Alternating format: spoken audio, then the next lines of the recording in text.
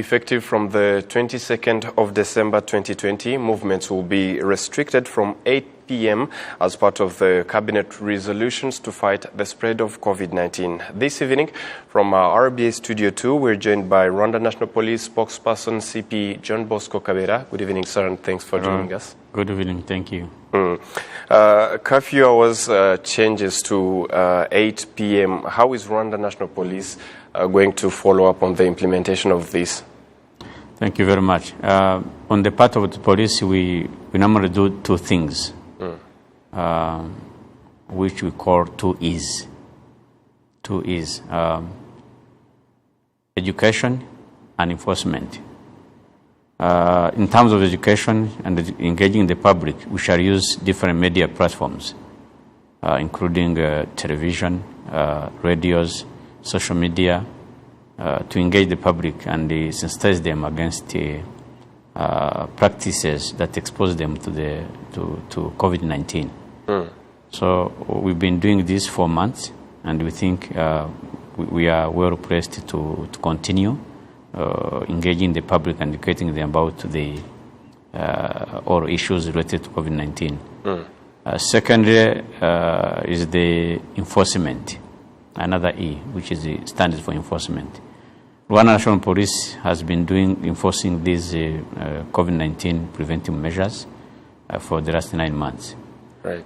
So we shall deploy police officers along the roads and different areas to make sure that people really adhere to measures that are aimed at preventing the spread of this virus. We shall deploy equipment. Of course, police officers are always supported by equipment and material resources to support them in these operations. In addition to this, we shall liaise and coordinate and cooperate with other government institutions, departments and agencies to make sure that inspections are conducted in different places across the country, right, and to make sure that people adhere to COVID-19 preventive measures. Right. As we're talking about this, the traffic security report indicated that 1,826 road accidents happened between March and August this year, and as up to 744 of them occurred during the last hour of the curfew, with the curfew being brought to 8 p.m. And of course, as we are approaching the Christmas and the New Year, which are the days of celebration to many of us, don't you think accidents might increase in this period? And if yes, what are your plans to contain this? Thank you. First of all, we just want to say that the Christmas and the New Year are not going to be the Christmas and New Year as usual. We said this before. This is going to be very difficult, and this is going to be very, very. I think people should understand why this should not be the usual Christmas and New Year. Right. We are fighting COVID-19. There are guidelines and the preventive measures that have been put in place, which people must respect. So we ask people to celebrate from their homes and responsibly. Right. That's one. Two, there's no correlation between curfew and accidents that took place previously. So we have always said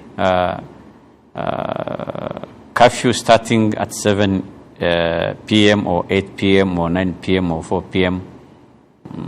Does not cause any accident. Right. Accidents are caused by individual behavior of the drivers, and possibly the mechanical condition of a given vehicle. So as well, we shall deploy police officers on the road. We shall try to engage the public on how to behave.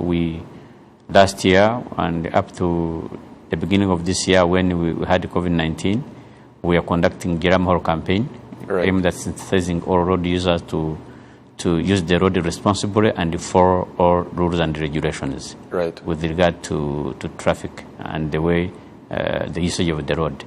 So we think we are going to continue engaging the public and educating the people, but at the same time, we will be there to enforce traffic rules and regulations. So we ask people to behave responsibly and celebrate responsibly. Right. Finally, sir, what's your call to the general public?